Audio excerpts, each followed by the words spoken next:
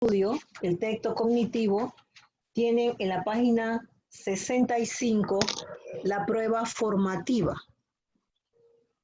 Prueba formativa que les va a ayudar a revisar los conceptos y prepararse un poco para el parcial. Pero ¿cuándo deben ir haciendo esa prueba formativa? Debería ser, ¿verdad? Que si hubiera más tiempo yo podría ayudarlos a irla haciendo en la clase, pero en general la queremos hacer en ese momento en el que tenemos la discusión de los problemas clínicos, pero también en la medida en que yo pueda en la clase, como en este momento, voy a ayudarlos a que revisemos uno de los problemitas. En la página 5, el problema 4 dice lo siguiente. Cuando un sujeto realiza apnea forzada ocurre lo siguiente. Lo primero es que ustedes tienen que saber qué es apnea forzada. A ver, ¿qué es apnea forzada o qué es la apnea? Paro de la respiración. Exacto, es el cese de la respiración después de expiración, ¿ya? Perfecto. Entonces nosotros podemos expirar pasivamente o activamente. Cuando expiramos pasivamente y detenemos la respiración, ese sería apnea normal o de reposo. Y cuando nosotros, caso que nosotros expiramos la capacidad vital forzada o el volumen de reserva expiratorio y allí nos detenemos, se llama apnea forzada. ¿Cuál es la diferencia desde el punto de vista de los volúmenes que tenemos en los pulmones? Cuando hacemos apnea normal, fíjense que lo que tenemos en nuestros pulmones es apnea normal. En nuestros pulmones es la capacidad residual funcional. Y cuando hacemos apnea forzada, la cantidad de aire que tenemos en los pulmones se llama volumen residual. Entonces, si ustedes lo hacen, ustedes van a poder encontrar que el tiempo de cese de la respiración en apnea normal puede ser mayor que en apnea forzada, o debería ser mayor. ¿Ya? ¿Por qué? Entonces, eso es lo que ustedes deben contestar en esta pregunta. Dice, cuando un sujeto realiza apnea forzada ocurre lo siguiente. Y para responder a esa pregunta, lo primero que tienen que saber es qué es apnea forzada, qué es lo que yo he tratado de explicarles ahora, ¿ya? Entonces, cuando el sujeto hace esa maniobra, dice la A, el volumen contenido en los pulmones corresponde a la CRF. ¿Eso qué sería? ¿Ese inciso qué es? Cuando hacemos falso, ese no es la respuesta. Al final de la misma, la presión alveolar de CO2 disminuye. Falso. Falso. ¿Qué le pasa a la Aumenta. Claro, porque acuérdense que la difusión es continua y continuamente pasa CO2 desde la sangre, producto del metabolismo, a los alveolos. Al contrario, la PCO2 va a estar aumentada, o sea que esa tampoco es respuesta. La C, el sujeto está en expiración normal. Falso. Tampoco. Y dice, la PPL se hace positiva. ¿Qué pasa con la presión intrapleural? Cuando expiramos forzadamente, se hace positiva. Esa es la respuesta. ¿Recuerdan? Entonces, eso es importante. ¿Se acuerdan cuando vimos el interactivo y que yo tenía un sujeto que hacía expiración forzada, inspiración forzada y también respiraba normalmente? Lo que pasa con la presión intraalveolar y la intrapleural durante esas maniobras. ¿Cómo? ¿Se acuerdan? Cuando nosotros pusimos ahí un sujeto a respirar normalmente y registrábamos los volúmenes pulmonares, registrábamos la presión intraalveolar y la intrapleural. ¿Recuerdan? ¿Qué pasa con la presión intrapleural? A ver, ¿se acuerdan? Se hace menos negativa. Ajá, la presión intrapleural durante la expiración normal es negativa en inspiración y expiración, pero en la expiración normal se hace como menos negativa, ¿verdad?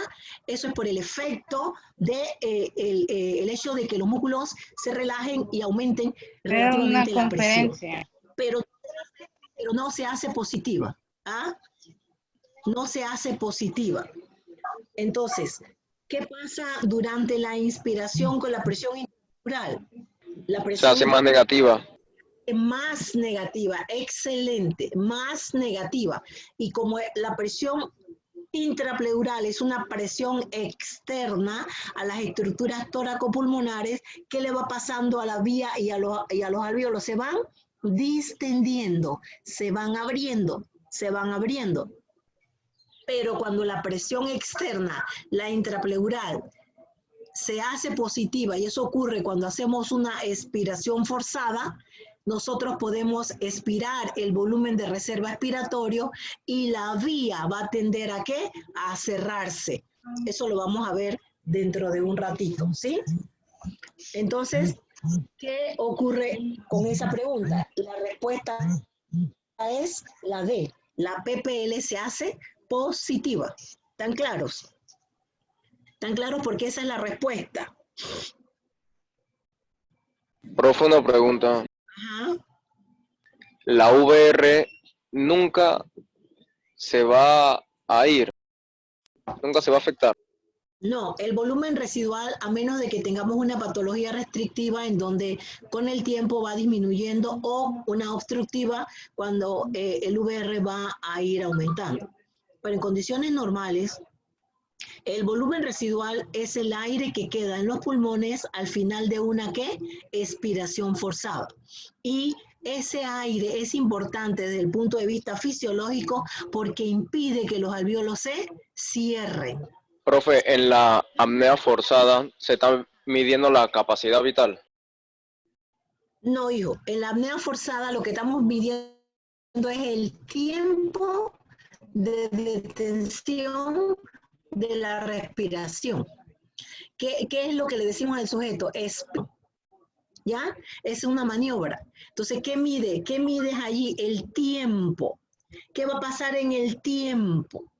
Entonces, eso es, vamos a ver la interacción entre el mecanismo voluntario, que es el que te permite mantener la respiración detenida, y el mecanismo reflejo, que es el que te permite o que va entonces a intervenir ahora de manera importante y va a hacer que el sujeto no pueda mantener la respiración aunque él quiera. ¿Ya? ¿Y por qué? Porque hay cambios en las presiones parciales de los gases. ¿Qué pasa durante la apnea forzada con la presión de oxígeno? ¿Va a qué? A disminuir. Si tú detienes la respiración, en cualquier momento, la presión de oxígeno va a empezar a disminuir. Y la de CO2 va a ¿qué? A aumentar, alveolar. Cuando la sangre llega allí y se intercambia, la sangre va a quedar, la sangre arterial, con una presión de oxígeno menor y una de CO2 mayor. Y eso es lo que va entonces a hacer que el mecanismo reflejo quimiorreceptor ahora se haga sumamente importante, y el sujeto, aunque quiera mantener la respiración, no la puede detener. Entonces, en estas maniobras vamos a mirar, el sujeto va a hacer apnea forzada, apnea normal, de reposo, apneusis normal después que inspira 500 mililitros, y apneusis forzada es después que inspira 3.500, y en las 4 maniobras va a detener la respiración. ¿Y por qué lo puede hacer? Porque tiene control voluntario sobre sus músculos respiratorios. Pero el tiempo de detención de la respiración en cada maniobra va a ser diferente, y eso tiene su explicación fisiológica, ¿ya? ¿Me sigues? Sí, profe. Esa aplicación la vamos a ir viendo ya cuando hablemos de regulación de la ventilación alveolar. Bueno, pero ahora lo que yo quería introducirles es esta pregunta y que ya la podían responder con lo que tienen desde el punto de vista de la parte teórica. Seguimos. Miren, acuérdense que nosotros hablamos de las características elásticas y dinámicas de las estructuras tóraco-pulmonares. Las características elásticas de las estructuras tóraco-pulmonares están dadas por sus elementos elásticos, que son el elastina y colágeno, la tensión superficial y la interdependencia pulmonar. Esos tres elementos le dan al pulmón sus características elásticas. ¿Eso qué quiere decir? Que para que ellos puedan distenderse o cambiar de forma, ¿qué es lo que hay que hacer? Aplicar una fuerza. ¿Y quiénes aplican la fuerza para que las estructuras tóraco-pulmonares se distiendan? Los músculos cuando se contraen, inspiratorios. Producen una fuerza que hace que la estructura tóraco-pulmonar cambie de forma, de tamaño, su presión disminuye internamente y el aire empiece a entrar. Cuando la fuerza, cuando los músculos se relajan, la estructura recupera su forma. ¿Y por qué lo hace? Debido a estas características elásticas, la retractibilidad pulmonar, que es la capacidad que tiene el tejido de recuperar su forma cuando cesa la fuerza que los distiende. Entonces, las características dinámicas de las estructuras aéreas o de las vías están realmente afectadas por la ley de Poiseuille. ¿Se acuerdan? La ley de Poiseuille, en donde R mayúscula es 8 por L, la longitud del tubo, por la viscosidad del aire sobre pi por R a la cuarta. ¿Qué quiere decir eso? Que si el radio de la estructura de la vía disminuye, es decir, hay broncoconstricción, disminuye el radio, ¿qué le va a pasar? A aumentar. ¿Ya? Entonces, eso es lo que podemos ver entre la relación entre la resistencia y el radio de la vía. Entonces, desde el punto de vista de las resistencias de la estructura tóraco-pulmonar a la entrada de aire, durante la inspiración, la podemos entonces colocar en ese elemento elástico. Allí está la resistencia elástica. Y para la entrada de aire también hay una resistencia friccional. El aire cuando va entrando va produciendo, las vías están produciendo fricción, va creando resistencia. Pero los músculos respiratorios, al realizar trabajo, al contraerse, vencen esas resistencias. Y vamos entonces a mirar el capítulo 7. ¿Cuánto nos cuesta respirar? Se llama trabajo de la respiración. Entonces hay dos tipos de trabajo, el elástico y el dinámico. El elástico es el que vence la resistencia elástica. También se llaman estáticas.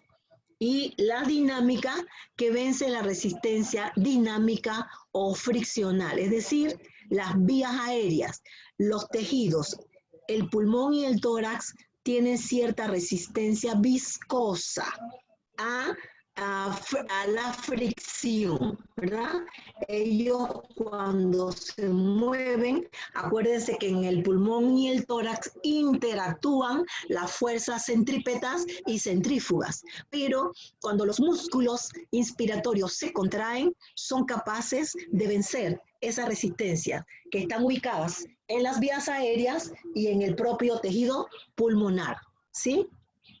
Entonces, ¿por qué podemos hablar del trabajo de la respiración?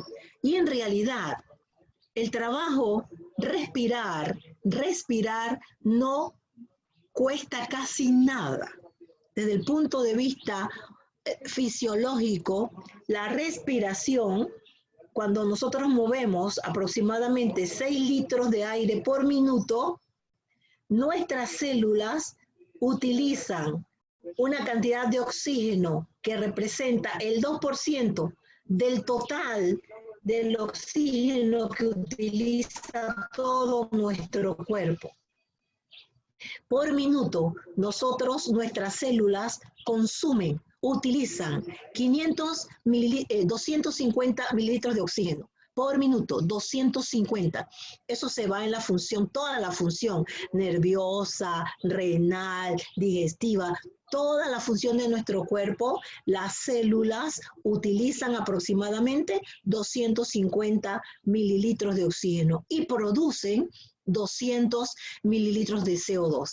Ese tema se los mandé en el videíto que les hice, en la grabación que les hice. Entonces, de esos 250 mililitros por minuto aproximadamente se va 2% en la respiración normal. Aunque nosotros aumentemos grandemente el volumen minuto respiratorio, el consumo de oxígeno no es tanto. Cuando el consumo de oxígeno se hace enorme, cuando tenemos una patología respiratoria. Los sujetos con patología respiratoria les cuesta respirar. Sus músculos tienen un aumento del trabajo respiratorio y se pueden fatigar. Entonces, generalmente, estos sujetos con patologías crónicas no pueden hacer las otras actividades que en la vida diaria nosotros hacemos sin mayor problema. Caminar, subir un par de escaleras, vestirnos, etcétera, ¿verdad? Esas actividades que para nosotros es normal, en el sujeto con patología respiratoria se hacen muy fatigantes. ¿Por qué? Porque la mayor parte del oxígeno que consume el sujeto lo hace los músculos respiratorios. Entonces nosotros hablamos del trabajo de la respiración. Cuando hablamos de trabajo, hablamos de la fuerza que se ejerce sobre un objeto y se mueve una distancia. La fuerza. Entonces podemos hablar de trabajo respiratorio porque cuando los músculos se contraen, ejercen una presión, una fuerza. Y los músculos, al hacer esa fuerza, hacen que los pulmones y el tórax cambien ¿cuánto? Un volumen. Entonces, normalmente, ¿verdad? Nosotros movemos un volumen de aire de 500 mililitros y los músculos ejercen una presión igual a 1 centímetro de agua.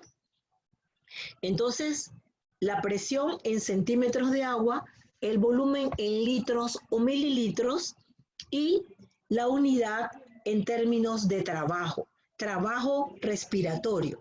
Trabajo respiratorio es la cantidad o cómo se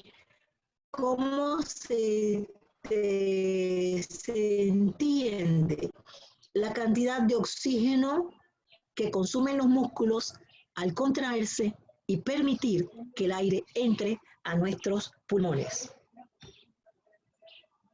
Entonces, ¿por qué es que los músculos respiratorios se tienen que contraer para que el aire entre? A ver, ¿por qué es que los músculos se Para tienen disminuir la presión. ¿Para qué?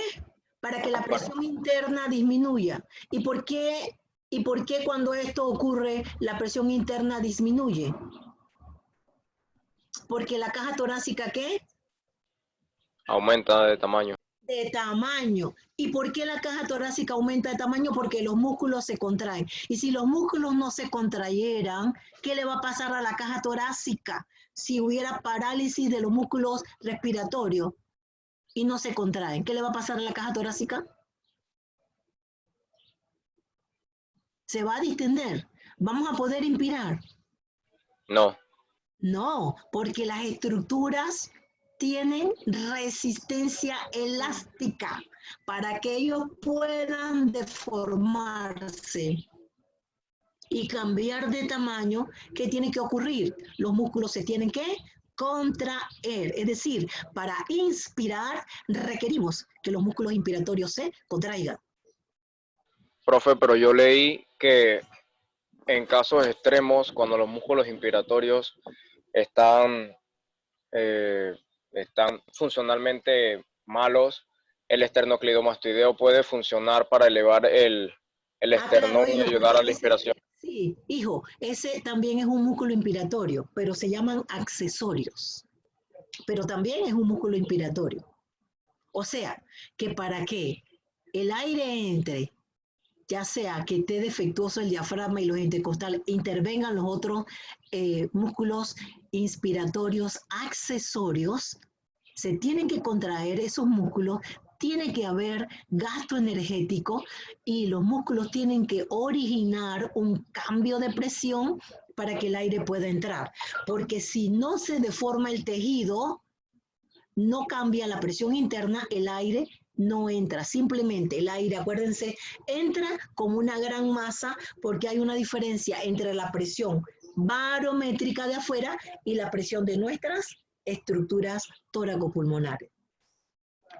Ajá, ¿se acuerdan? ¿Se acuerdan entonces que la distensibilidad es el cambio de volumen que experimentan las estructuras tóraco-pulmonares para cada cambio de presión? El cambio de volumen por cambio de presión. ¿Y era de cuánto? 120 mililitros por centímetro de agua.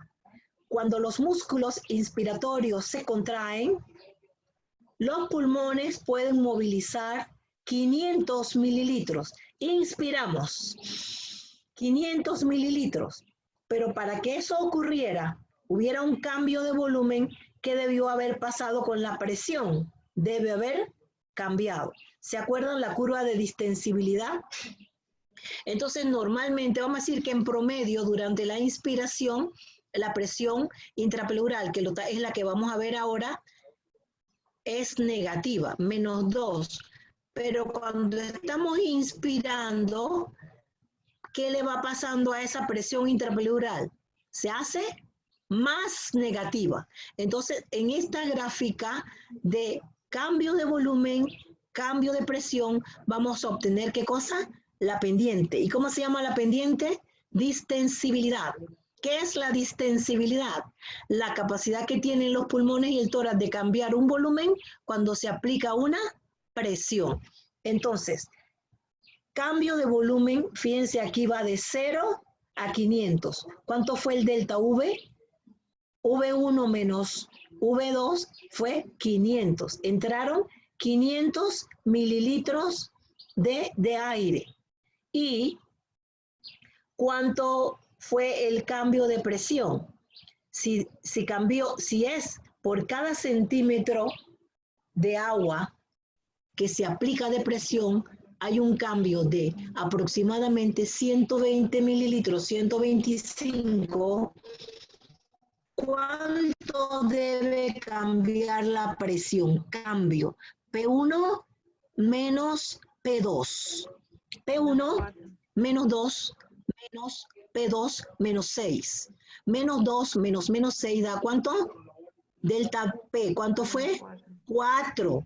4 positivo, ¿verdad? Entonces la presión cambió en 4 centímetros para que pudieran entrar 500 mililitros de aire. Esa es la distensibilidad. La distensibilidad.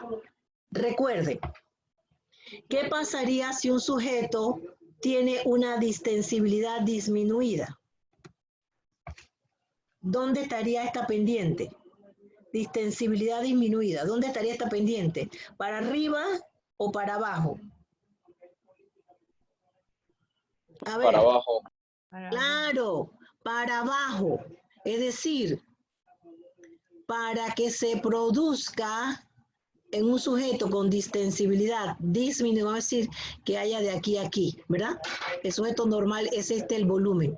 Pero el sujeto con patología restrictiva en este caso, ¿verdad? Miren, tendría que hacer un mayor cambio de presión para que se produzca el mismo cambio de volumen, es decir, la pendiente se aplana, ¿sí? Y el sujeto entonces tiene un problema restrictivo. El cambio de volumen para cada cambio de presión es menor. ¿Me siguen? Pero eso es distensibilidad. Distensibilidad. Ahora, recuerden lo que dije que es trabajo. ¿Qué es trabajo? Fuerza por distancia. ¿Y qué estamos viendo nosotros? En realidad, ¿qué estamos viendo en la curva de distensibilidad? Esta relación. Delta V sobre delta P. Pero cuando hablamos de trabajo, ¿de qué hablamos? De fuerza por distancia. ¿De qué hablamos entonces? De esta relación, o sí hablamos de estas variables, pero en otra relación. De estas variables, pero en otra relación. ¿Me siguen? Delta V sería, ahora para trabajo, ¿sería qué? Para trabajo sería qué? Fuerza por distancia. ¿Cuál sería la fuerza? Delta P. Por, ¿cuál sería la distancia? Delta V. Tendríamos que obtener la relación o aquella ecuación que nos diga delta P por delta V. Fuerza por distancia. ¿Me siguen? Fuerza, la distancia, delta P, la fuerza. Pero en esta gráfica, en esta relación, estamos viendo el cambio de volumen. Ubíquense en el eje de las Y, el cambio de volumen versus el cambio de presión en el eje de las X. Y la relación que obtenemos es esta, distensibilidad. Entonces, trabajo, ya se los puse. Trabajo, ¿qué tenemos que hacer en esta figura para obtener la relación fuerza por distancia? ¿Qué figura es esta? Geométricamente, ¿qué figura es? ¿Un triángulo? Triángulo Rectángulo. Y para obtener la relación fuerza por distancia, ¿qué tenemos que obtener aquí? De ese triángulo. Fuerza por distancia. ¿A través de qué relación podemos establecer esa conectividad? Fuerza por distancia. Resistencia. Base por altura. Cuando calculamos, es decir, base por altura, ¿en qué ecuación geométrica o qué nosotros vamos a hacer para encontrar la relación base delta P por la altura y algo de este triángulo? ¿Qué requerimos hacer? Si nosotros establecemos la relación 1/2 de la base por la altura, ¿qué vamos a obtener? ¿Qué cosa? El área del triángulo. Muy bien. ¿El área del triángulo qué? Rectángulo. Entonces, el medio de la delta P, la base, por el delta V, la altura, es lo que nos va a esquematizar el área del triángulo. ¿Ya? Si nosotros pudiéramos obtener el área del triángulo, vamos a obtener desde el punto de vista esquemático lo que es el trabajo respiratorio, ¿ya? Pero en lugar de usar este triángulo de abajo, yo les voy a proponer que utilicemos el de arriba. El de arriba. Y sería igual. Si yo utilizo el triángulo de arriba, el lugar del triángulo de abajo, lo podemos hacer. Sí. ¿Chicos? Sí. Sí, sí, ¿por qué sí? ¿Mm? Bien, sí lo podemos usar. ¿Por qué? Porque el triángulo de arriba y el de abajo son iguales. Son ambos rectángulos y que comparten la misma hipotenusa. ¿Se acuerdan de esa clasecita de geometría, verdad? Entonces, el delta V, que es la altura, el delta P, que es la base, sigue siendo esta, acá igual, ¿verdad? Esta sería la delta P, 4, y el delta V sería 500. Es decir, si yo obtengo el área de este triángulo de arriba, también voy a obtener el área del triángulo A, B, C, A, que va a ser, ¿verdad? Me va a permitir esquematizar el trabajo que cuesta mover el aire durante ¿qué fase? La inspiración. ¿Me siguen? La inspiración. ¿Y qué pasaría en el caso que vimos antes del sujeto que tiene una patología respiratoria? ¿Ah? El sujeto que tiene una distensibilidad disminuida, miren, es este. Para mover la misma cantidad de aire va a requerir un mayor cambio de presión. ¿Me siguen?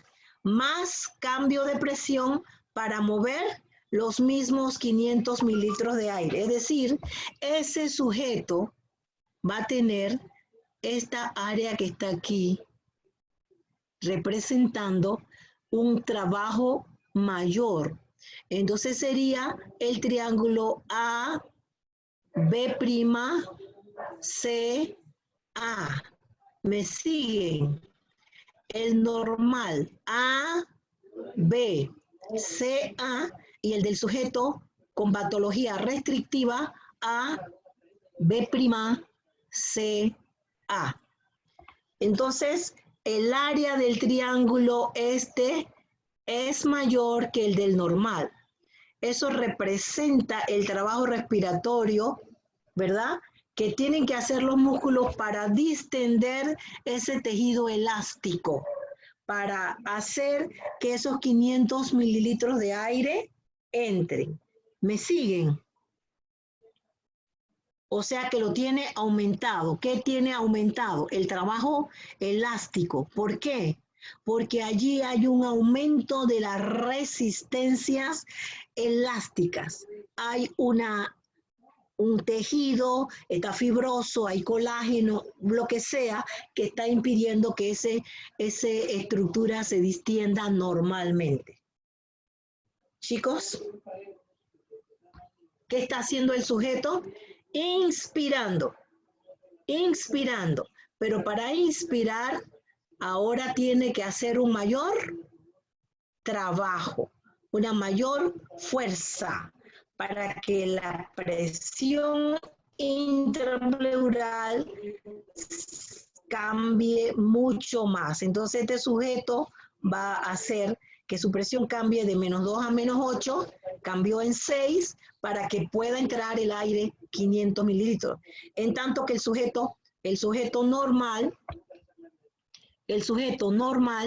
la presión cambió de -2 a -6, cambió en 4 para que entre, ¿verdad? Esa misma cantidad de aire. ¿Me siguen? A ver. Sí, profe. Perfecto. Ahora, recuerden que habíamos dicho que hay un trabajo elástico, el que vence las resistencias elásticas. El sujeto inspira 500 mililitros de aire, pero cuando inspira, también el aire entra a través de las vías aéreas.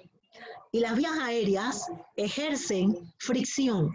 ejercen resistencia y eso entonces afecta el trabajo respiratorio. Es decir, que los músculos cuando se contraen, también se contraen y deben vencer las resistencias dinámicas, que en este caso, la resistencia de las vías y del tejido viscoso se representa en esta figura, AX, B, Y, A.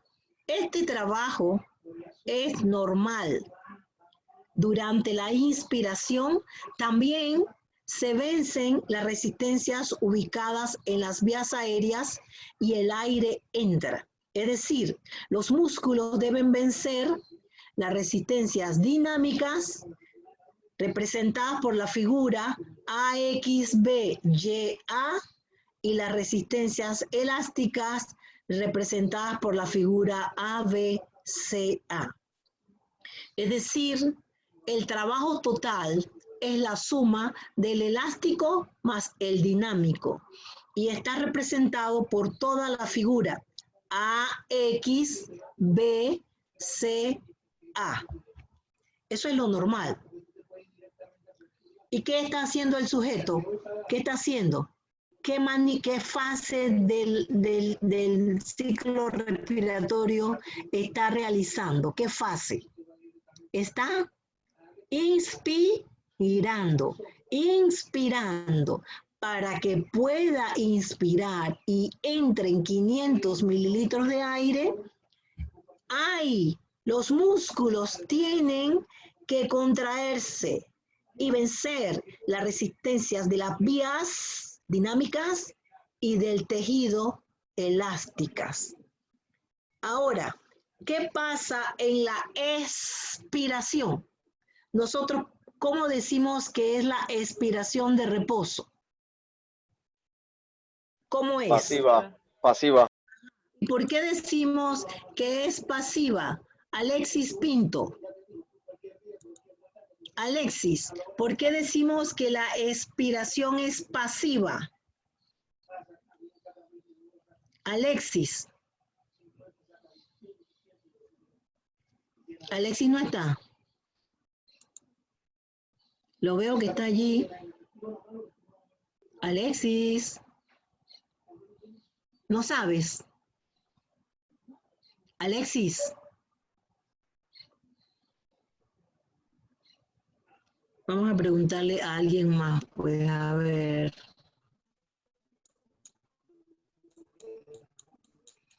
Vamos a preguntarle a Yelenis Gómez. Yelenis. Yelenis. ¿Tampoco está? Chicos. No se trata de conectarse y de irse a hacer otra cosa. A ver. Ginela Villalobos. Aquí, profe. Dale, hija. ¿Por qué decimos que la expiración es pasiva? Por la relajación de los músculos. Sí, pero ¿por qué es pasiva? Ocurre cuando los músculos se relajan. Pero decimos que es pasiva, ¿por qué? Porque ocurre cuando los músculos se relajan. Es decir, ¿qué músculos están contrayéndose y gastando oxígeno ATP en la expiración normal? ¿Qué músculos se contraen en lo normal? Los intercostales. No, los normales. En expiración pasiva. ¿Por qué decimos que es pasiva? Porque ocurre cuando los músculos inspiratorios se relajan. ¿Te acuerdas? ¿Qué músculos se van a contraer? Ninguno, para que el aire salga normalmente. Pero ¿por qué es que el aire sale? ¿Por qué es que el aire sale? ¿Qué le pasa a la estructura tóraco-pulmonar cuando los músculos se relajan? ¿Qué le pasa? Disminuye su tamaño. Disminuye su tamaño y la presión aumenta, ¿verdad? entonces la presión aumenta y el aire sale. ¿Pero por qué disminuye su tamaño? Porque cuando cesa la fuerza que tiende, ¿qué lo hace regresar a su posición? Su retractibilidad. ¿Me siguen? Su retractibilidad. Es decir, que cuando los músculos inspiratorios se van contrayendo, la estructura tóraco-pulmonar se va distendiendo, pasivamente va aumentando de tamaño. ¿Y qué le pasa a esa estructura? Acumula energía potencial, acumula en sus paredes energía potencial. ¿Y qué le pasa a esa energía cuando los músculos se relajan? Se transforma en cinética. Y ahora la presión producida por esa retractibilidad hace que el aire salga sin mayor problema. Entonces, síganme. La expiración, la inspiración, cuando hablamos desde el punto de vista de la energía que se utiliza venciendo la resistencia de la vía, ¿verdad? Estaría ubicada aquí. Pero ¿dónde ocurre o con qué energía ocurre la expiración? Con la energía potencial que acumularon las estructuras tóraco-pulmonares en la inspiración. Ellas acumularon energía potencial. Al ser distendidas, ahora la expiración no ocupa mayor gasto energético, es decir, la expiración ocurre dentro o se utiliza parte de la energía que se utilizó en la inspiración anterior, es decir, no requiere energía adicional. ¿Me siguen? Durante la expiración pasiva no se requiere utilizar ninguna contracción de ningún músculo. Por eso decimos que es pasiva. Ocurre por el retroceso elástico de las estructuras tóraco-pulmonares. ¿Ya? Entonces, ¿está entendido esa parte? ¿Por qué es pasiva? ¿Por qué es activa la inspiración, pasiva la expiración? Sí. Bien. ¿Cuándo nosotros necesitamos expirar forzadamente? Espirometría. En la espirometría, cuando estamos haciendo ¿qué? Cuando estamos registrando el volumen de reserva expiratoria o que estamos expirando la capacidad vital forzada. Si yo te digo a ti, inspira forzadamente y ahora expira forzadamente, recuerden lo que dijimos, lo que dijo el doctor, estamos determinando ¿qué cosa? La capacidad vital forzada. ¿Y por qué tenemos que hacerlo con fuerza y voluntariamente y con la cooperación del sujeto? Porque si no, no sale el aire que se llama volumen de reserva expiratoria. El sujeto lo tiene que hacer voluntariamente para que la maniobra resulte efectiva. Es que el sujeto, si está dormido o inconsciente o anestesiado, podrá hacer la capacidad vital forzada. No, porque tiene que contar con su voluntad, con su esfuerzo. Lo tiene que hacer con su esfuerzo. Entonces, en ese momento, ¿qué le pasa o qué le puede pasar a la vía aérea? La vía aérea, al aumentar la presión, ¿verdad? Se puede ¿qué? Ir cerrando. Entonces, la presión intrapleural solo en esos casos se hace positiva porque expiramos forzadamente. Entonces, ahí requerimos un esfuerzo adicional, la contracción de los músculos expiratorios, y ahí sí ejecutamos trabajo dinámico en la expiración forzada. ¿Me siguen? Pero en condiciones normales, inspirar aire, 500 mililitros, y expirar esos 500 mililitros no cuesta mayor problema. Al contrario, ¿verdad? Lo hacemos sin siquiera pensarlo. ¿Me siguen? ¿Cuándo nos cuesta entonces o cuándo hay más trabajo. Entonces quedó claro, muchachos, el trabajo que cuesta respirar, entonces es el trabajo que cuesta respirar, entonces es el trabajo, ¿verdad?, que vence las resistencias, tanto dinámicas como las estáticas. Entonces, nuestros músculos se contraen y vencen la resistencia elástica del tejido y dinámica de las vías y entran sin mayor problema 500 mililitros de aire.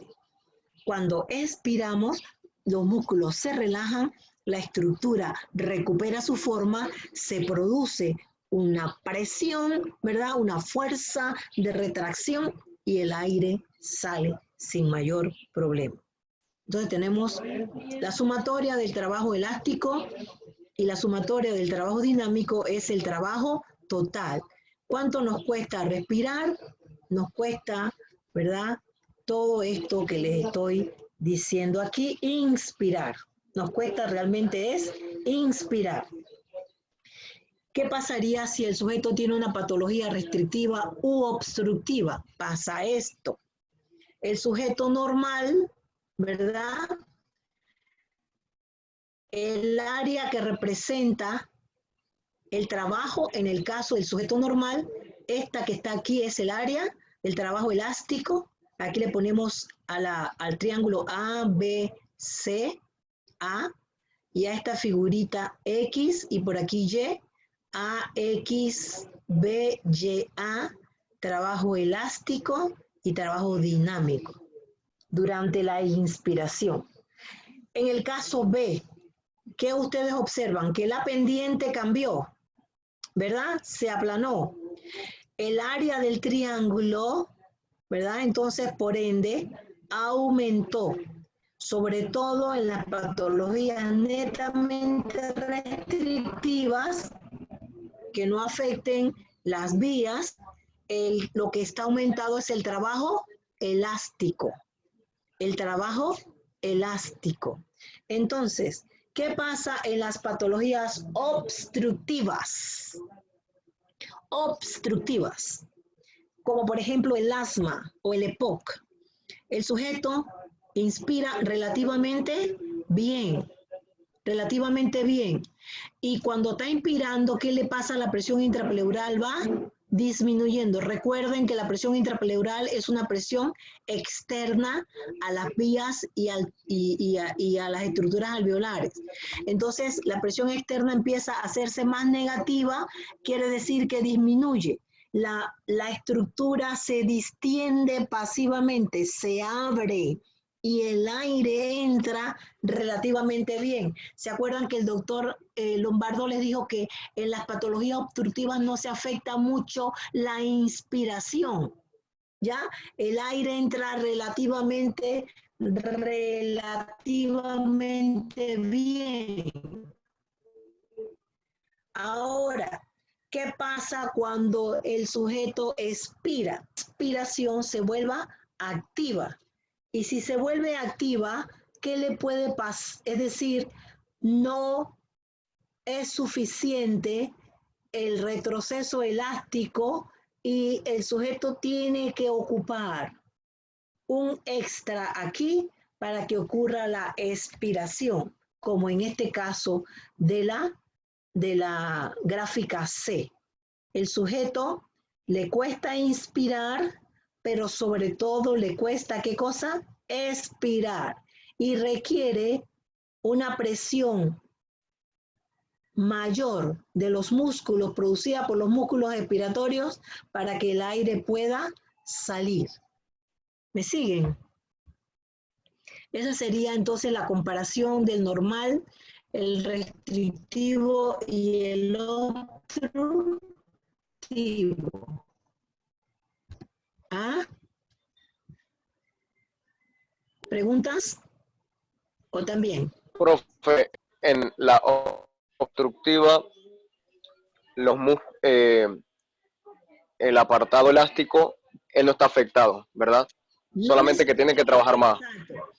¿Qué es lo que está afectado? Obstructiva. ¿Dónde tú derivas el problema obstructivo? Sobre todo en las vías aéreas. Las vías aéreas hay una broncoconstricción, hay un edema, las vías están cerradas, tienden a cerrarse. Entonces el aire solamente hay una, si la vía ahora se cierra, hay broncoconstricción, disminuye el radio, ¿qué le va a pasar a la resistencia de la vía? Acuérdate, R Poiseuille, Aumenta. R mayor, aumenta muchísimo. El radio a la cuarta potencia afecta la resistencia. Pequeños cambios en el radio de la vía y cerrada, cuesta expirar, entonces el sujeto no solo va a requerir de que la estructura elástica recupere su forma, sino que va a usar, ¿qué cosa? Músculos expiratorios. ¿Cuáles son esos? Los abdominales y los intercostales internos. ¿Y qué le va a ir pasando a la presión intrapleural? ¿Qué le va a ir pasando? Va a pasar, ¿verdad? De aquí para acá. Se va a ir haciendo incluso positiva. El sujeto entonces va a requerir un gran cambio de presión y la presión externa, que es la intrapleural. Ubíquense, la presión intrapleural es externa a la vía. Si esta aumenta, ¿verdad? ¿Qué le puede tender a pasar a la vía? Se va a cerrar aún más, pero es la forma en que el sujeto puede sacar el aire cuando hay un problema de vías aéreas. ¿Sí?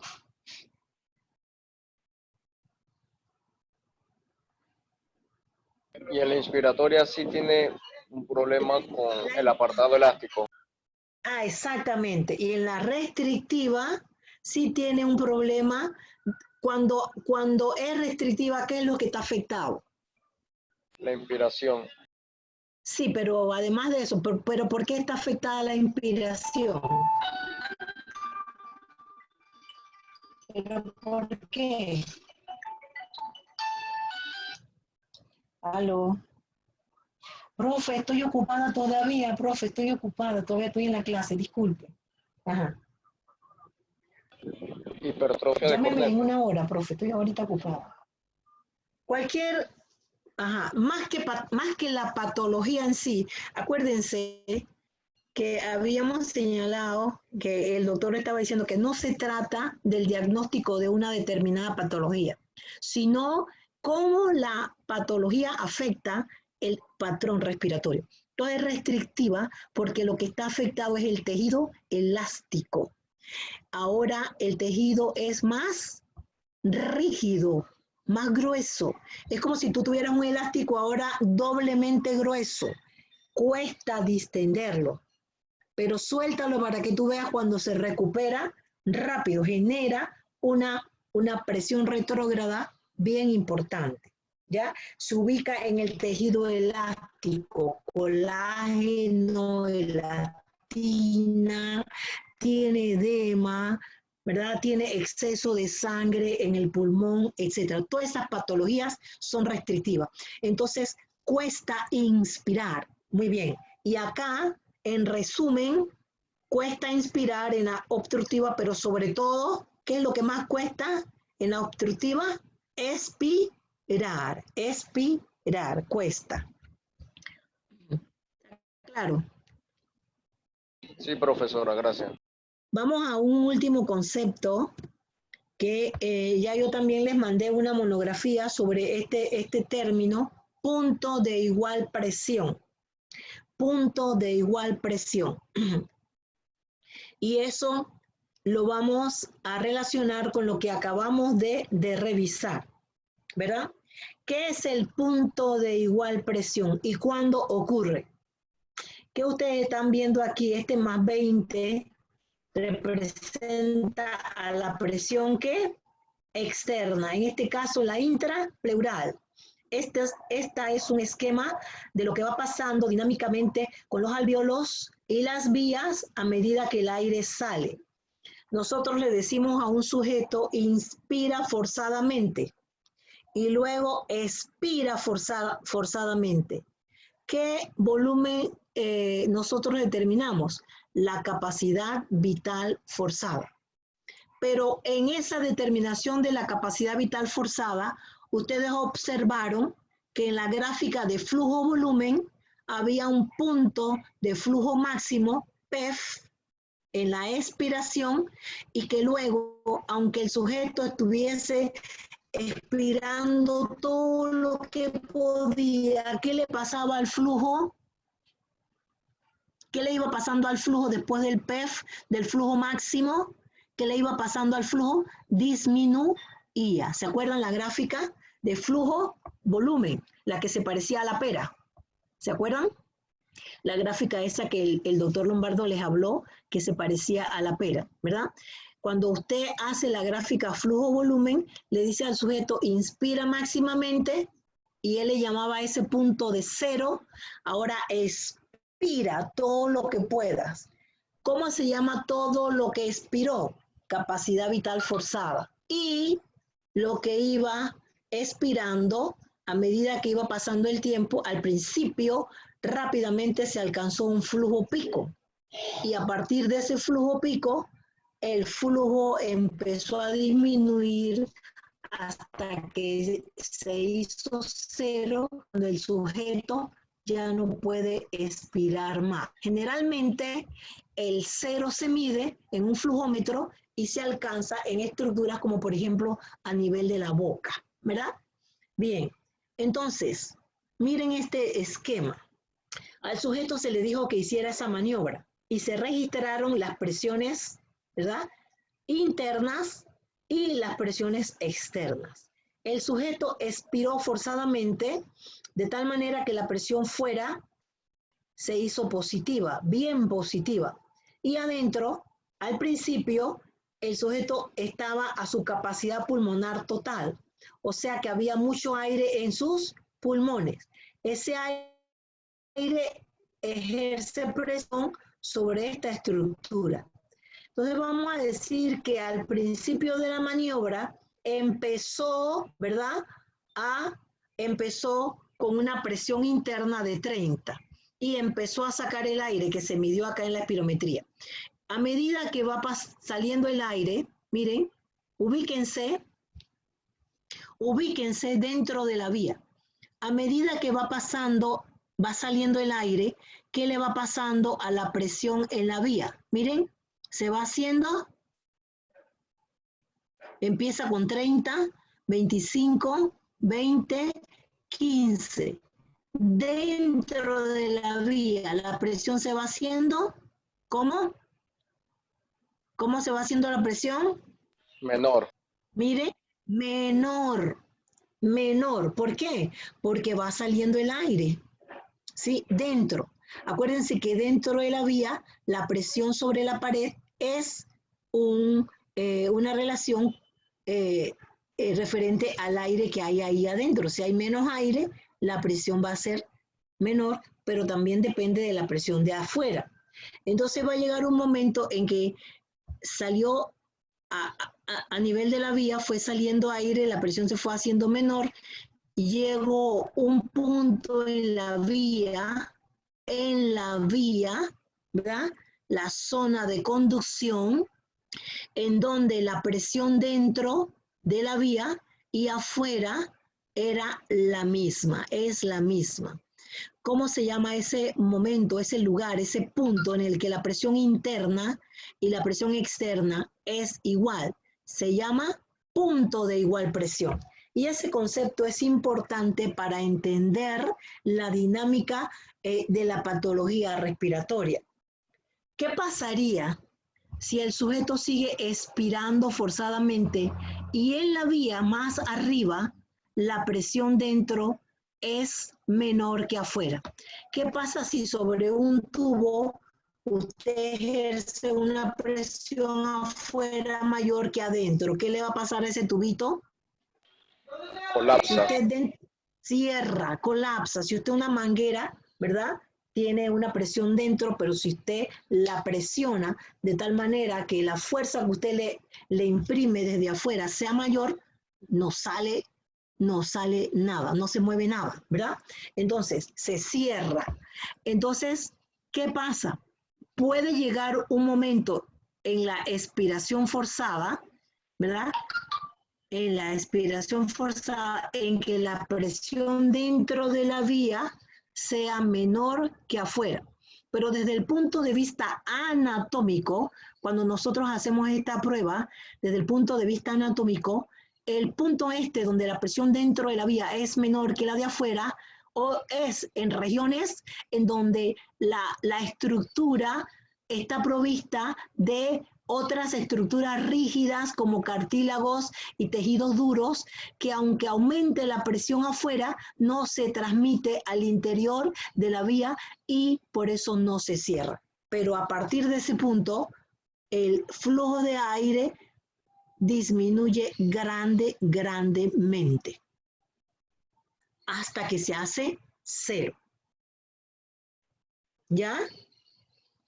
Entonces, el concepto del punto de igual presión nos interesa porque lo primero que tenemos que ver es por qué nosotros podemos expirar forzadamente. Bueno, porque tenemos un mecanismo voluntario que controla nuestros músculos, la contracción de los músculos.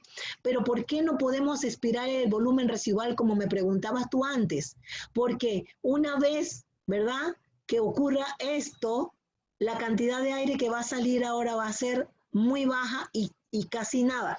La vía va a tender a cerrarse y lo que va a quedar en el alveolo va a ser el volumen residual. Normalmente, entonces el punto de igual presión se alcanza cuando hacemos un esfuerzo expiratorio forzado. Para que nosotros podamos alcanzar el punto de igual presión, tenemos que expirar forzadamente, porque en inspiración normal y en expiración normal no ocurre eso. ¿Por qué no ocurre? Porque la presión intrapleural no se hace positiva y porque el aire que sale debido al retroceso elástico de estas estructuras que generan suficiente presión como para que los 500 mililitros de aire que queremos sacar salgan. Cuando nosotros queremos movilizar el volumen de reserva expiratoria, entonces tenemos que hacer una expiración forzada y ocurre esto. Profe. Ajá. Entendí lo que dijo, pero no entendí para qué me sirve el punto de igual presión. Para esto que está acá.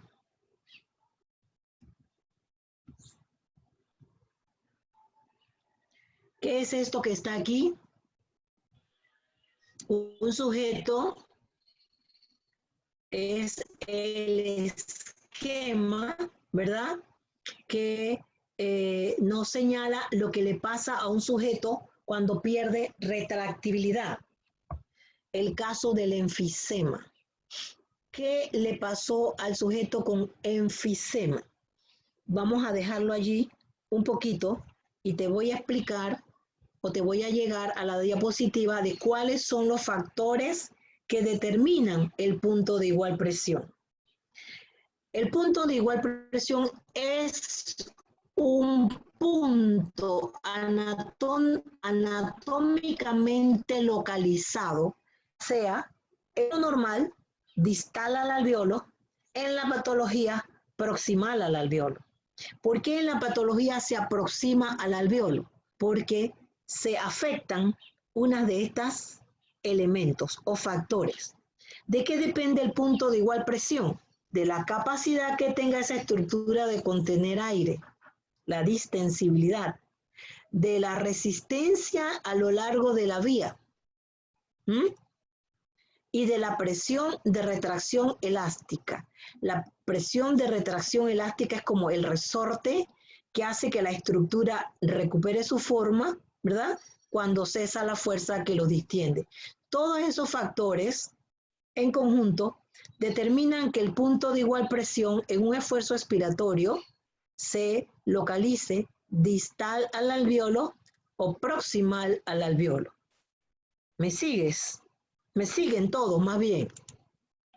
Sí, profe. Porque en este caso, ¿qué le pasa a este sujeto, sobre todo a este sujeto?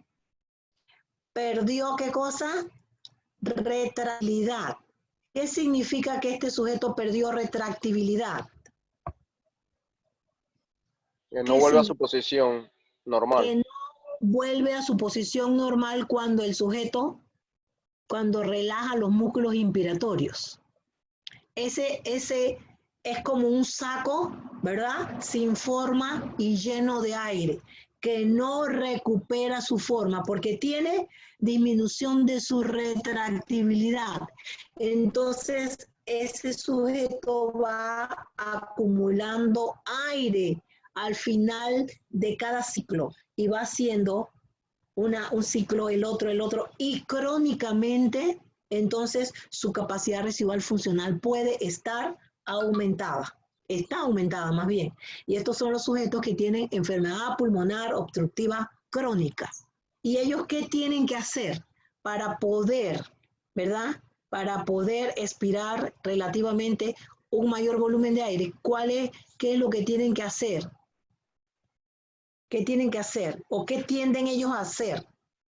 ¿Qué tienden ellos a hacer? Para que el aire salga, ¿qué van a tener que hacer? Un esfuerzo expiratorio.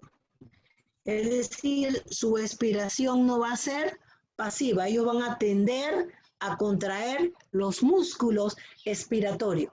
Y si contraen los músculos expiratorios, ¿qué le puede pasar a la expiración? Se hace activa. ¿Y qué le puede pasar a la PPL?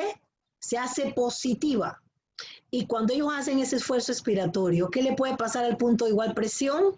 Se corre más proximal al alveolo y aunque haga todo el esfuerzo que quiera, finalmente el aire se va a seguir acumulando en su estructura, en sus pulmones. Entonces, estos sujetos, ¿verdad? Tienen que pensar cuando respiran. Ninguno de ustedes, de los que están aquí en esta clase, que ahora son 58 conmigo, ¿verdad? Ninguno de nosotros, gracias a Dios, tenemos que pensar, inspirar y expirar. Ahora Nereida inspira, ahora Nereida expira. Ninguno de ustedes, ¿verdad? O alguien de ustedes tiene que pensar en respirar. ¿Alguno Profunda de ustedes pregunta. tiene que... Ajá. ¿Los betagonistas ahí ayudan? Porque acuérdate que el problema ahí es de distensibilidad. Ahí depende de cómo está esa estructura elástica. Pudiera ser, ¿verdad? Pero como el salbutamol o algo como esto es más para los sujetos con asma.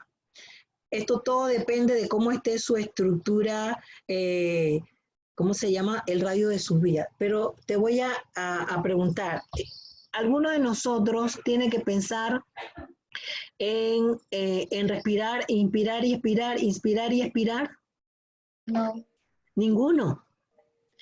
Pero estos sujetos, ¿verdad? Ellos aprenden maniobras respiratorias que ninguno de nosotros, a menos que quiera nosotros que queremos entrenar nuestra musculatura, entonces hacemos maniobras respiratorias, pero en este caso ellos lo tienen que hacer. ¿Y qué es lo que hacen estos? Se les entrena a los sujetos, ¿verdad? Cuando tienen una patología muy crónica y que ellos tienen capacidades residuales funcionales tan grandes que su tórax aumenta de tamaño.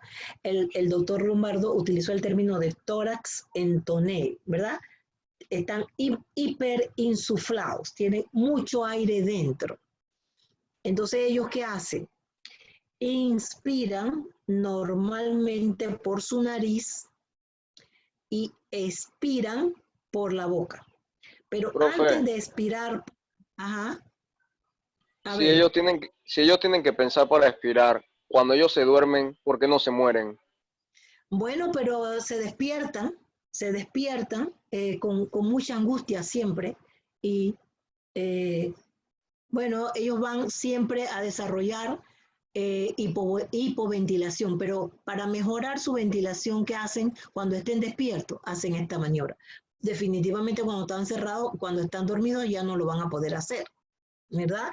Y ellos tienen que dormir utilizando una cantidad de otras que si tienen que ponerse almohadas, que si tienen que dormir de esta forma, de la otra, etcétera, para mejorar su ventilación y que la resistencia no sea tan grande mientras están dormidos. Pero cuando están despiertos, hacen esta maniobra, ¿sí? Maniobra. ¿Qué hacen? Inspiran normalmente, ¿verdad? Y cuando expiran, se llenan la boca con aire, y cierran los labios, los fruncen y van expirando lentamente por la boca, ¿verdad? Ajá. ¿Y qué logran ellos hacer? ¿Qué logran ellos hacer durante la maniobra? De inspirar, normalmente el aire entra, ¿verdad? Cuando van a expirar, la boca la llenan de aire, la llenan y empiezan a expirar el aire con los labios fruncidos. Eso se llama la práctica de la respiración con los labios fruncidos que deben hacer los pacientes con EPOC. Ellos después aprenden eso, a hacerlo y que ya lo hacen tan habitualmente que parece que fuera una cuestión refleja, ¿verdad? Pero no es reflejo. ¿Con el fin de qué? A ver. ¿Con qué fin hacen eso? De adaptar los niveles de CO2 dentro del organismo. ¿Y cómo lo pueden hacer? Primero, sí, ellos van a estar, bueno, desarrollando un poco el mecanismo de adaptación y van a sufrir de hipercapnia crónica y todo lo demás, y los quimiorreceptores periféricos serían los que primariamente controlan su ventilación, etcétera. Pero, ¿qué logran ellos hacer con esta maniobra? ¿Qué creen ustedes? Y que se relaciona con el punto de igual presión que hemos nosotros revisado anteriormente, y es que nos ayuda un poco a entender esa dinámica. ¿Qué es lo que ellos logran hacer? ¿Qué pasa a medida que nos vamos acercando a la boca con la presión dentro? Se va haciendo menor, ¿verdad? Por el hecho de que el aire va saliendo y el flujo de aire entonces se hace menor. Pero ¿qué pasa con estos sujetos? Cuando hacen esa maniobra, se llenan la boca de aire, ¿verdad? Y van haciendo la expiración lentamente. ¿Qué logran hacer ellos? Que no lo saben, pero el médico sí lo sabe. ¿Ah? Disminuye la presión. ¿Disminuye la presión cuál? ¿Qué pasa entonces retrógradamente en su boca, en su tráquea, en sus bronquiolos y en sus vías? Se distiende. Tiende a tener una mayor presión de inicio. Y cuando él va, ya a nivel de la boca ya no sería 0, entonces ya sería un poquito mayor. Retrógradamente, eso hace que las vías y todo lo demás tenga un ligero aumento de presión interna, y aunque él expire forzadamente, el punto de igual presión se va a mover, se va a ir moviendo, permitiendo. Es que cuando se alcanza el punto de igual presión, la cantidad de aire que ya tú puedes sacar es nada casi. Entonces, al hacer que el punto de igual presión se traslade a regiones distales con respecto al alveolo, ¿verdad? Va a hacer que su capacidad residual funcional, que antes era muy alta, vaya disminuyendo poco a poco. Eso no significa que la va a recuperar, sino que ahora el sujeto no se asfixie con su propio aire. O sea, estos sujetos realmente tienen problemas respiratorios, sufren de disnea, ¿verdad? Diaria, muy común. Entonces, cuando hacen esta maniobra, mejoran su ventilación, porque ahora al poder expirar un poquito más de aire, cuando el aire entra, representa, ¿verdad? Un poquito mejor, más aire, más oxígeno, menos CO2, y hace la maniobra y saca un poquito más. Cuando el aire entra, mejora aún más y así. Él va mejorando. Va a tener hipoventilación, pero no tan grave. Eso entonces sería, ¿verdad? Lo referente a la clase. No sé si tienen alguna pregunta.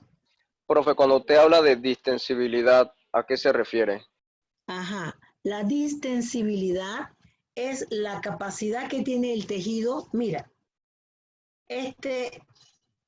cuando los músculos inspiratorios se contraen, ¿qué le va a pasar a esta estructura? Se va a... ¿Y de qué depende de que se abra y acomode un volumen? De su distensibilidad. Es decir, que tiene la capacidad de cambiar de forma, ¿sí? A medida que se aplica una presión. La forma, el cambio de forma permite que entre una determinada cantidad de aire. Entonces, ¿cuánto aire puede acomodar el sujeto? Cuando la presión cambia también, eso es la distensibilidad. La relación que hay entre el cambio de volumen versus el cambio de presión, que es, ¿verdad? Distensibilidad. Vamos a mirarla aquí. Profe, ¿y la En esta distensibilidad gráfica. es dependiente a la elasticidad? Claro, pero es inverso. La elasticidad da al tejido la retractibilidad. Es decir, ¿qué es un tejido retráctil? Aquel tejido que cuando tú, o elástico, aquel que cuando tú le imprimes una fuerza, cambia de forma. Ese es un tejido elástico. Tú tienes un elástico y lo estiras. ¿Para qué ese elástico? Que tú tienes que aplicar una fuerza, ¿ya? Y cuando suéltalo ahora, que se relajen los músculos. ¿Qué le pasa a ese tejido debido a su retractibilidad? Recupera su forma. Un elástico es eso, un tejido elástico es aquel que puede cambiar de forma cuando le aplicas una fuerza, pero que cuando esa fuerza cesa, recupera su forma. Entonces, la recuperación de la forma es por la retractibilidad. Y la distensibilidad es en relación al cambio de volumen que experimenta la estructura por cada cambio de presión. Es esto. Distensibilidad, mira la gráfica, es esto. La pendiente, que es el delta V en el eje de las Y sobre el delta P en el eje de las X. Distensibilidad y retractibilidad son dos términos inversos, pero relacionados con la capacidad elástica del tejido. Ahora sí. Sí, profesora, gracias. Profe, yo tengo una pregunta. Dígame. En la apnosis, ¿cómo se encontraría la presión del oxígeno, la cantidad de oxígeno y de CO2? Ajá. Apneusis. ¿Qué es apneusis? ¿Forzada o normal? La normal. Ajá, vamos a ver. La apneusis normal, el sujeto, ¿verdad? Ajá, se para cuando se hace una inspiración. Ajá, vamos a hacértelo aquí. Vamos a hacer una diapositiva aquí. Bien. Entonces, aquí. Apneusis. Normal. ¿Qué es apneusis normal? Cese de la respiración cuando tú has inspirado ¿cuántos mililitros de aire? 500, ¿verdad? Es decir, tu inspiración es normal. Pero tú hiciste así, inspiraste y detuviste la respiración. Apneusis normal es un tiempo de detención de la respiración. De la respiración. Si tú tienes detenida la respiración, entonces, ¿cuál fue tu pregunta? ¿Qué volumen tienes? Ajá. ¿Qué O sea, volumen tú ¿qué volumen de oxígeno tendría? ¿Estaría aumentado o estaría disminuido el Al, oxígeno? al principio, al principio. Acuérdate que cuando inspiramos, entra aire fresco y ¿qué le pasa a la presión de oxígeno? Aumenta y la de CO2 disminuye. En ese momento de inicio de la maniobra, la presión de oxígeno está aumentada, ¿sí? Pero tú tienes detenida la respiración, pero la difusión sigue ocurriendo. Corriendo. El oxígeno sigue pasando hacia la sangre y el CO2 de la sangre hacia el alveolo. Y a medida que tú tienes que tú vas haciendo esa maniobra, tú vas aguantando, entre comillas, un tiempo. Tú puedes detenerla por un tiempo. Pero ¿qué pasa a medida que pasa el tiempo? A medida que pasa el tiempo, ¿qué El pasó? oxígeno baja, disminuye. Exactamente. Entonces, a medida que pasa el tiempo, entonces, ¿qué va a pasar? Va a disminuir, ¿verdad? Va a disminuir el oxígeno. Va a ir disminuyendo el oxígeno, porque es que tú tienes detenida la respiración. ¿Y qué le va a pasar al CO2? Aumenta. Y el CO2 va aumentando. ¿Y por qué tú puedes detener la respiración? ¿Por qué tú, a pesar de que el oxígeno va disminuyendo y el CO2 va aumentando, tú puedes detener la respiración? Porque tu mecanismo voluntario está por encima de tu mecanismo reflejo. Pero ¿qué va a pasar a medida que se hace menor ese oxígeno y más ese CO2? ¿Qué va a pasar con esa sangre arterial? Va, o sea, el mecanismo voluntario ¿A quiénes va a estimular? a Ahora el los mecanismo voluntario se hace menor que él, porque es que el mecanismo reflejo no es que está cesante, es que el mecanismo voluntario está por encima del reflejo. Eso puede pasar. El control de las motoneuronas, ¿verdad? Respiratorias es mayor, viene la inhibición cortical, supera a la activación que viene desde el bulbo, desde el centro de regulación. Pero a medida que aumenta el CO2, sobre todo el CO2, y disminuye el oxígeno, ¿qué le pasa a esos potenciales de acción desde los quimiorreceptores periféricos y centrales? Aumenta tanto que activa máximamente el centro respiratorio, que ahora baja esa información en forma de potenciales de acción a las motoneuronas respiratorias y el que volver a respirar. Tiene que volver a respirar. Pero al principio de la maniobra sí había más oxígeno y menos CO2. Al principio. Y aquí el volumen que se vería sería el corriente. Ajá. ¿Qué volumen? El sujeto hizo apneusis forzada, es decir,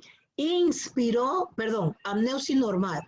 Inspiró solo sus 500 mililitros de aire. Antes de que él empezara a inspirar, ¿qué aire tenía? Antes de inspirar. Ajá. ¿Qué aire tenía?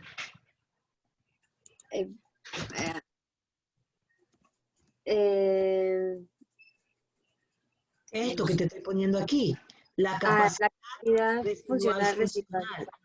Entonces él estaba su capacidad residual funcional, él había expirado normal, ¿verdad?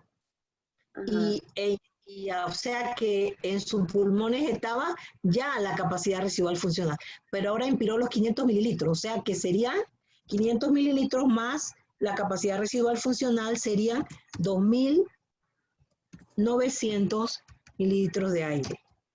Y ahí él empezó su maniobra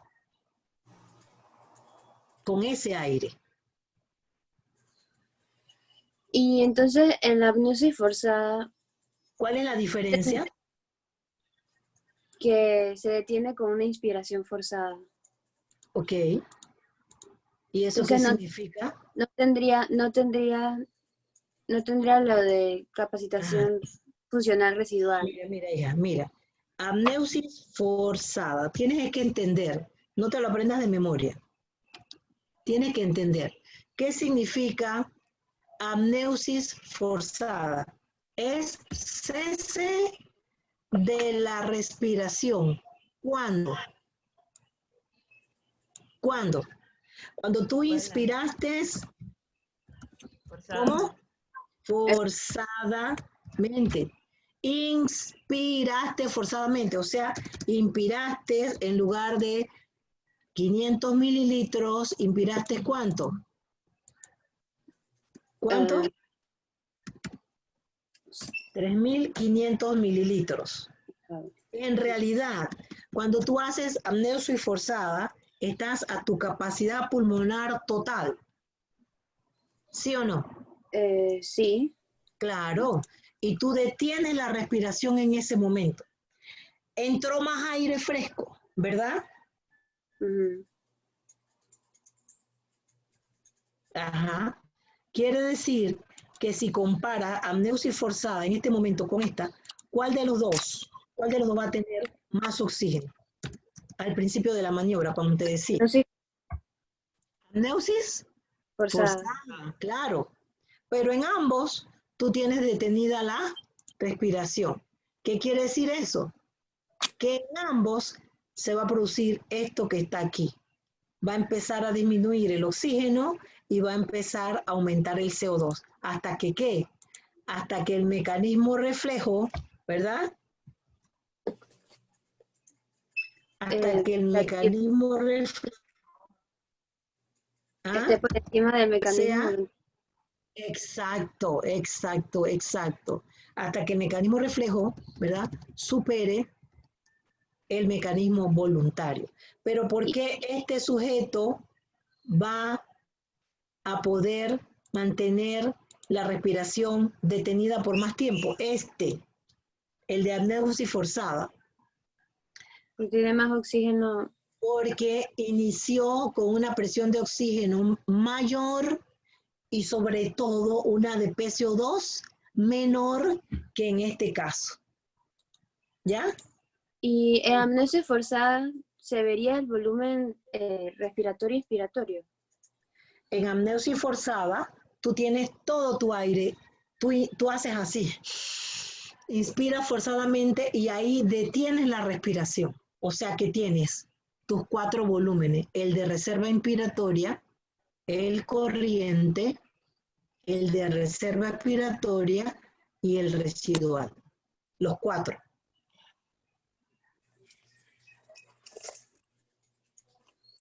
Ok. Ah, te estoy ayudando a hacer el informe, ¿verdad? Es que no entendía cómo explicarlo. Dale, no importa, hija, no importa, es excelente. Sí, porque es que ustedes de repente no han tenido la posibilidad de interactuar con sus asistentes, entonces yo, por supuesto, ¿verdad? Y todo lo contrario si fuera una apnea. Ajá, apnea normal, ¿te acuerdas que lo vimos al principio? Y apnea forzada. Apnea, ¿qué es? El cese de la respiración en el nivel expiratorio normal. Y ahí, ¿qué tiene solamente? La capacidad residual funcional. ¿Y cómo es el oxígeno de apnea normal con respecto a apneusis normal? ¿Cuál de las dos tiene más oxígeno y menos CO2? Apneusis tiene más oxígeno. Claro, apneusis, por supuesto. De tal manera que el tiempo de apnea normal con respecto a las demás que hemos visto antes, apneusis normal y forzada, debe ser menor. Y si todavía expiras forzadamente y haces apnea forzada, este debería ser el de menor tiempo. ¿Por qué? Porque tú iniciaste ya con un volumen primero menor, rapiditamente se aumenta la presión de CO2 y disminuye la de el oxígeno y rápidamente la sangre arterial, ¿verdad? Tiene los valores de presión de oxígeno y de CO2 que llegaron al que yo llamo el punto crítico, el punto en donde la estimulación a los quimiorreceptores periféricos y centrales es máxima, máxima. En todos los casos, apnea normal, apnea forzada, apneusis normal, apneusis forzada, en todos los casos se va a llegar a un punto en el cual la presión de oxígeno disminuyó tanto y la de CO2 aumentó tanto que el mecanismo reflejo supera al mecanismo voluntario. Pero ¿en cuál eso ocurre más tardíamente? Bueno, debería ser en apneusis forzada. Porque las presiones con las que tú inicias la maniobra de oxígeno y CO2 son relativamente mejores. Ok. Profe, Ajá. en la apneusis forzada, yo estoy solamente con la VRE, con la VR. Apneusis forzada. Sí, No, apneusis forzada es que tú inspiraste como forzadamente. apneusis forzada, es que detuviste la respiración. Ajá, tú inspiraste todo, lo estás metiendo en tu cuerpo, el aire. Está entrando a tu cuerpo, a tus pulmones. Estás llenando completamente tus pulmones de aire. Y luego detienes la respiración. Si tú llenas tus pulmones completamente de aire, introduciendo el volumen de reserva inspiratoria, tú estás a tu capacidad pulmonar total. Tú haces esto y detienes la respiración. Es decir, inspiraste todo lo que pudiste inspirar, pero tú tenías también, ¿verdad? Tú tenías también tu capacidad, tú tenías, antes de empezar a inspirar forzadamente, antes de inspirar forzadamente, ya tú tenías tu capacidad residual funcional. Es decir, tú habías expirado normalmente. Tú habías expirado normalmente. Y ahora, y eso significa que tenías el volumen residual y el de reserva respiratoria. ¿Eso equivale a qué? A la capacidad residual funcional, que es 2.400 mililitros. Pero Profe, además, a ver si entendí. La ajá, apneusis es que yo estoy inspirando inspirando, normalmente y me detengo. ajá, o inspiras forzadamente y te detienes. Es decir, no lleno la VRI. Sí, hijo, si es forzada, sí. Si es La forzada, llego, la llego a llenar. sí. También llegas hasta el VRI. Si es forzado, bueno, si es forzado máximo, pues, porque puede ser forzado, pero no llegar al máximo. Pero si es el máximo, tú metes todo ese aire que normalmente no introducía. Normalmente tú, ¿cuánto inspiras? 500 mililitros, pero ahora estás inspirando máximamente. ¿Cuánto estás inspirando? 3.500. O sea, el VRI 3.000 más el volumen corriente 500, eso hace 3.500 que corresponde a tu capacidad inspiratoria. Todo lo que tú eres capaz de inspirar se llama capacidad inspiratoria. Pero antes de empezar la maniobra, tú tenías la capacidad residual funcional. Ese era un aire que tú no habías expirado. Tú lo tienes. Pero ahora estás inspirando forzadamente. ¿Llegaste a tu qué? A tu capacidad pulmonar total. Es decir, inspiraste forzadamente y entonces ya tenías, eso se llama capacidad inspiratoria, y lo que tenías, que era capacidad residual funcional, sumado, te da la capacidad pulmonar total. O sea que tus Entonces pulmones... la apneusis sería inspirar sin haber expirado. Claro, hijo. Es que si tú inspiras, no es que vas a expirar. No, ¿tú de dónde partes? Cese, de tu punto de inspiración. Ahí es que tú cesas ¿te acuerdas el ciclo normal? ¿verdad? El ciclo normal. Sí. Inspiración, vamos a decir, la verdad es que yo soy mala para dibujar, pero tú haces algo así. Vamos a ponerlo, a ver.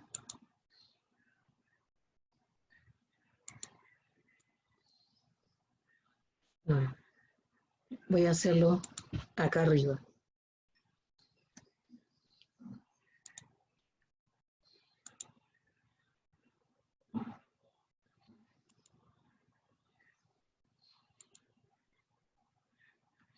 A ver, no sé dónde tengo el...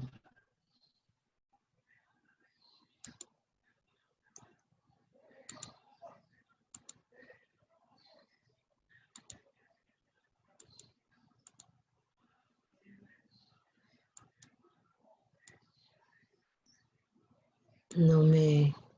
¿Cómo se hace para escribir con esto? Quiero hacer como... No sé cómo hacer.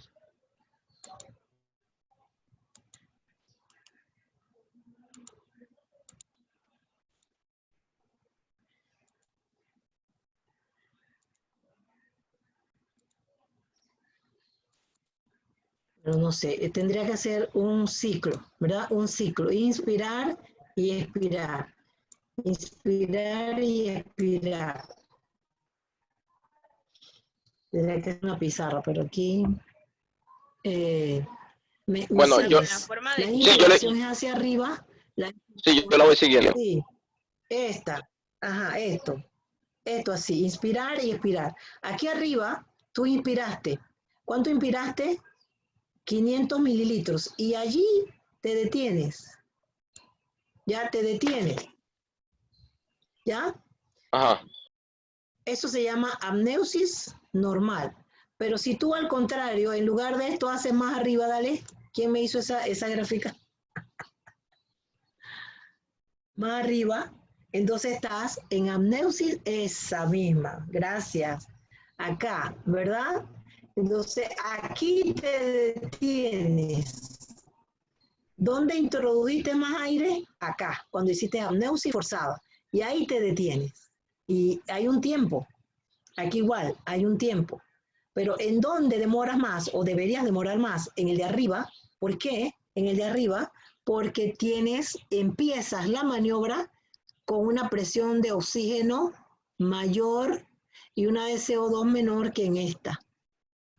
En ambas te detuviste y el tiempo que vas entonces a permanecer en esa maniobra va a depender, ¿verdad? De de tus presiones parciales iniciales de los gases. Ahora sí ¿Ya? entendí, profe. Sí. ¿Sí? Sí, profesora. Perfecto. Excelente.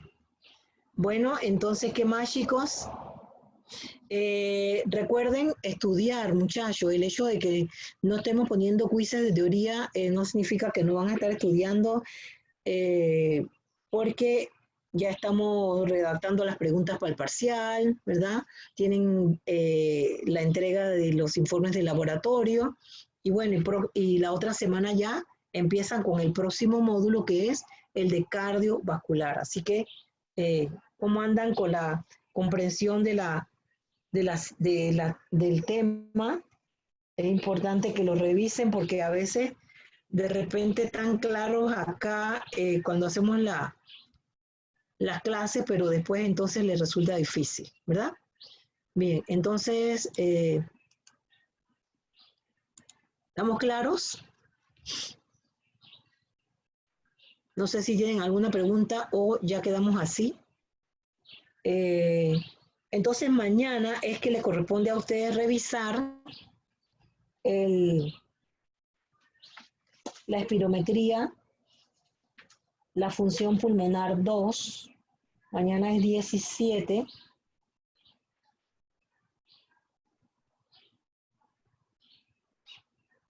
Ah, 17.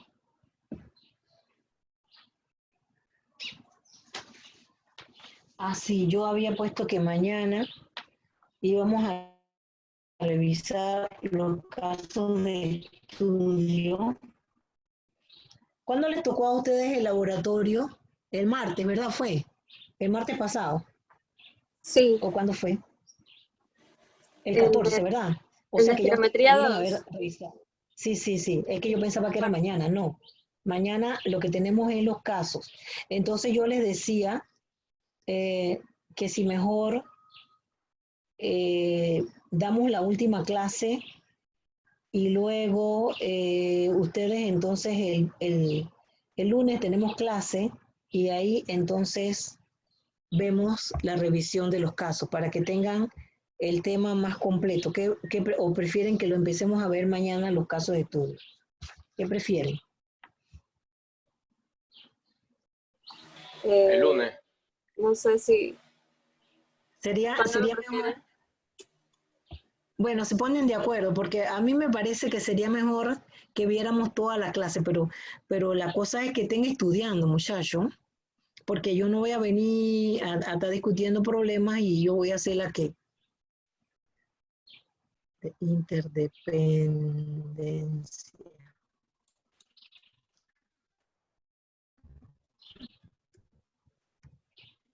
Ajá. Y yo voy a ser la que los voy a resolver, porque se trata de que ustedes también participen en la resolución de esos problemas que son la prueba formativa, ya podemos hacer bastante de allí. Ya para mañana tienen que haber revisado todo lo que es la transporte de gases, la saturación de la hemoglobina, ¿m? y, y lo que dimos hasta hoy. Ah, profe, una pregunta. Ajá, Cuando estaba leyendo el módulo, sí, había una parte que decía que si una persona tenía eh, acidosis metabólica, no se iba a compensar con una alcalosis metabólica, respiratoria, que diga. No necesariamente en pacientes normales. ¿Por qué era no. eso? ¿Cómo es la cosa? Tengo acidosis metabólica, pero decía que Acidosis es sin cambio en el pH, ¿no? ¿Dónde lo leíste? ¿En la misma, en el texto mío o afuera? sí ¿En fue en dónde el lo texto leíste? suyo. A ver, ¿no te acuerdas en qué parte?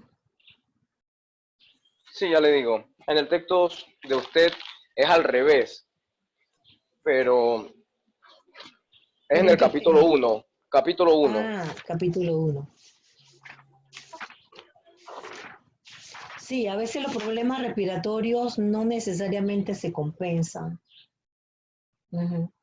Es que, sí, nosotros, desde el punto de vista de la teoría, preferíamos usar o preferimos usar los términos de acidemia y alcalemia para cuando el pH está cambiado. Porque Ajá. la alcalemia y la acidemia sí son cambios en el pH que activan más o menos, dependiendo de lo que sea, a los quimiorreceptores periféricos y central. Entonces, cuando hay una acidemia metabólica, que está disminuido el bicarbonato. Ujú. No se Entonces, puede compensar con una respiración más frecuente para disminuir el porcentaje de dióxido de carbono claro que y así, sí, bueno. claro que sí. Es que la acidemia, la disminución del pH, activa a los quimiorreceptores periféricos. La acidemia metabólica, es decir, por cambio en el bicarbonato. ¿Ya? Cuando hay un Ajá. cambio en el bicarbonato y se produce disminución del pH, hay un mecanismo de regulación, que lo vamos a ver mañana, que hace, ¿verdad?, que las células glómicas, que son las que liberan todos esos neurotransmisores, ¿verdad?, se activen y produzcan más potenciales de acción. Entonces, esas células aumentan su frecuencia de potenciales de acción y activan al centro respiratorio. y se produce una disminución del CO2. Ahora, Sí. la disminución del CO2, quizás es lo que quiero decir allí, no va a ser tan efectiva, porque el CO2 es un inhibidor, cuando está disminuido, de los quimiorreceptores centrales. Entonces eso hace que los quimiorreceptores centrales se inhiban, disminuyan su frecuencia, y el mecanismo de regulación no será de tanta regulación, pues la compensación no será tan buena cuando se refiere a los cambios en la PCO2. Eso quizás es lo que dice. Sí, porque Eso es lo acá que... dice, en el caso de alcalosis metabólica, no Dime todo, la es página. la página 2 al final. Ajá. Dice, en el caso de alcalosis metabólica, no todos los pacientes compensan con aumento de la presión de CO2, ya que una persona sin patología respiratoria, el aumento de la presión del CO2 es suficiente estímulo a los centros respiratorios. En este Claro, caso, claro. la compensación dice que no es efectiva. Y ahí No no es entendí por qué. efectiva. Ajá.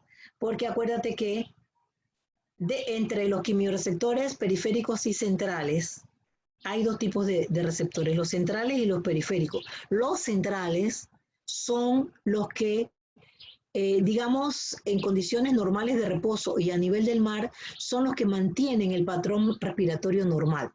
Y ellos se estimulan por el CO2. Pequeños cambios en el CO2 los activa a ellos máximamente. Eso es lo que quiero decir ahí. Por eso es que la compensación por el CO2 no es tan efectiva. Los periféricos no influyen sobre los centrales, entonces. Los quimiorreceptores periféricos, no es que no influyan, es que el estímulo de ellos es diferente, es la sangre. La sangre que va por la arteria carótida y la aorta, ¿verdad? La sangre cuando tiene su pH cambiado, sí los estimula. A ellos los estimula la sangre, el pH de la sangre. Y a los quimiorreceptores centrales los estimula el pH del líquido que lo baña, que es el cefalorraquídeo o intersticial cerebral, que eso cambia por el PCO2. Y en este caso, ¿por qué no se da una regulación de la alcalosis metabólica Sí, porque, disminuyendo? ajá, Ajá. debería aumentar el CO2. Es que cuando aumenta el CO2, ¿qué le pasa a los quimiorreceptores centrales? Se activan. Y al activarse, aumenta la frecuencia y la fuerza de contracción y el CO2 tiende a disminuir. Es decir, que el aumento del CO2 no es, digamos, un mecanismo tan efectivo de compensación, porque ese CO2 entonces ahora activa el mecanismo de regulación de la ventilación. Es que una cosa es regulación del pH y otra es regulación de la ventilación alveolar. Ah, ok, ya entendí. Entonces, por el aumento del CO2, él va a ir al bulbo y el bulbo entonces va a mandar una respuesta para respirar. La ventilación alveolar, exactamente. Ah, ok, ya entendí, profesora. Muchas gracias. Ajá, a la orden. Que esté bien, pues. Saludos al resto, pues. Hasta luego, profe. Hasta luego. Hasta luego.